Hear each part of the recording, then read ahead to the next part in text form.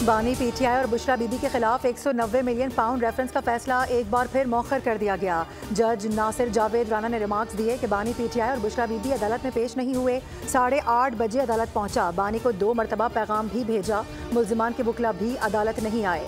फैसला अब 17 जनवरी को सुनाया जाएगा। 190 मिलियन पाउंड रेफरेंस का ट्रायल 1 साल में मुकम्मल हुआ। नैब ने ट्रायल के दौरान 35 गवाहान के बयानात कलमबंद किए।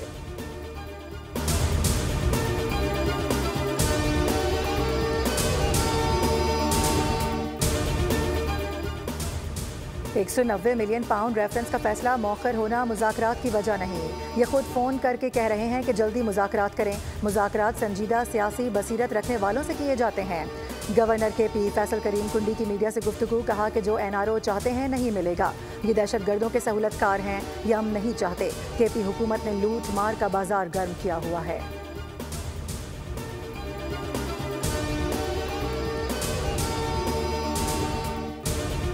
बुशरा बीबी की 3 मुकदमात में अबूरी जमानत की दरख्वास्तें मुस्तरद कर दी गईं। इस्लामाबाद के एडिशनल सेशन जज अफजल मजूका ने दरख्वास्त जमानत पर समाअत की। रिमार्क्स दिए कि अदालत के हुक्म पर आप अमल दरामद ही नहीं कर रहे। आपकी अबूरी जमानत की 3 दरख्वास्तें खारिज की जाती हैं।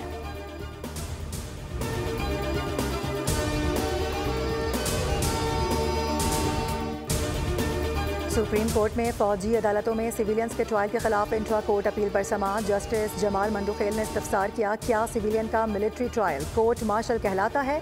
क्या गैर आईनी इक़दाम पर जजेस भी आर्टिकल 6 के जुमरे में आते हैं?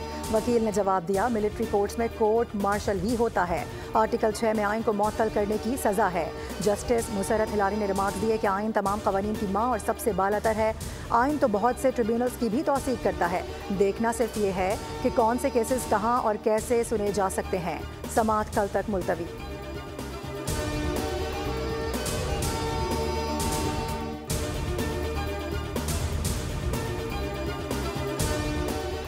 एक शख्स ने मुझे झूठे केसेस में जेल में डाला था, वही शख्स आज मकाफात अमल का शिकार है। अदालत ने मुझे बाइज्जत बरी किया। वफाकी वज़ीर मनसूबाबंदी एहसन इकबाल का तकलीफ से खिताब, कहा पाकिस्तान की तरक्की हमें ज़ाती मफाद पर मुक़द्दम है। उड़ान पाकिस्तान प्रोग्राम पाकिस्तान की तरक्की का सफ़र है। नौजवानों को भी मुल्क की तरक्की में अपना किरदार ज़रूर अदा करना होगा।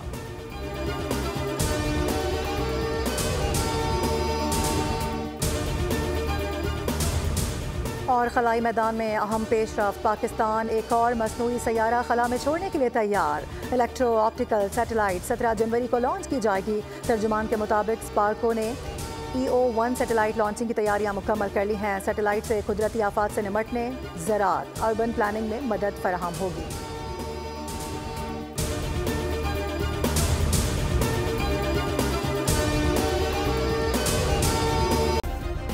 सब्सक्राइब करें और बेल दबाएं ताकि कोई खबर रह न जाए।